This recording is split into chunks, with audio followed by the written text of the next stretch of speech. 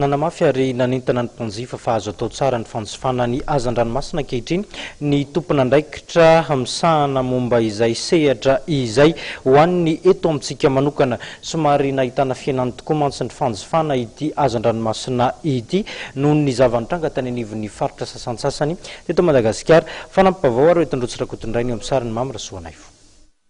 Nampisy akony lehibe tamin'ny fanjifana ny hazan-dranomasina ny nahafatesana olona maro tamin'ny fihinanana hazan-dranomasina misy pozina tany Fenerivo Est. Nisy vokany tamin'ny tsenan'ny hazan-dranomasina tokoa izany raha nambaran'ireo mpandraharaha amin'ny hazan-dranomasina manokana. Le médiatisation, le feo mandeha avy any mavesatra be. Indrindra rehefa misy hoe ain'olona zay zay zavatra zay no tonga aty andrenivohitra dia rehetraika amin'ny varotra ataonay zany.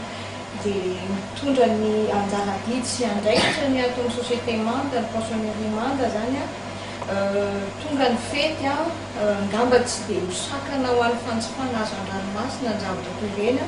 fa efa mandray ny adidy tandrify azy ny ministera, efa manao ny étude rehetrarehetra ny ao amin'ny lafiny teknika mifanaraka amin'izay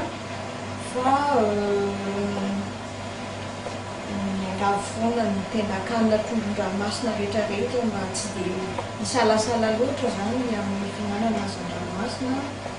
Araka ny nambaran'ireo tompon'andraikitra ny anivon'ny ministeran'ny Jony sy ny vokatra an-dranomasina dia tsy voasambana izy ireo no nisy ny tranga toy ireny nahafatesan'olona vokatry ny fihinanana hazan-drano voapozina ireny fa efa hatramin'ny taonany fahaleovantena no efa nisy izy ireny. Ny antony dia rehefa mafana ny andro dia misy karazana hazan-drano izay tsy tokony azo hohanina. Ny zavatra mitranga tao Fenerivo Est sy tany an-trano izay namoizana hena maro dia nandray fiapetra koto ny ministera nanao sensibilisation ary mbola mitohy izany sensibilisation zao hatramin'izao ora tenenantsika zao ka mitety ny faritra zany eny amoron-dranomasina reny indrindrandrindra manentana ny olona mba hitandrina amin'izao fotoana indrindrandrindra mafana zao ka mety sehoana reny trandran-javatra ohatran'ireny. Izay koa anatin'izany miara-miasa amin'ny fitondram-panjakana any amin'ny faritra sy ny ministera hafa koa ohatra ny ministera ny santé zany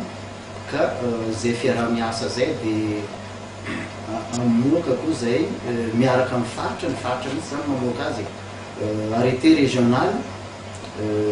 izay mifandraika indrindra amin'ny fotoana mafana ohatran'izao ka teperanao faritanao amin'izany arrêté zany mifetim-potoana izay tokony hitandremana amin'ny fanjifana sy fanjonoana an'ireny trondro ireny, ny karazan'ny trondro izay mety hisitohizina eto Madagasikara.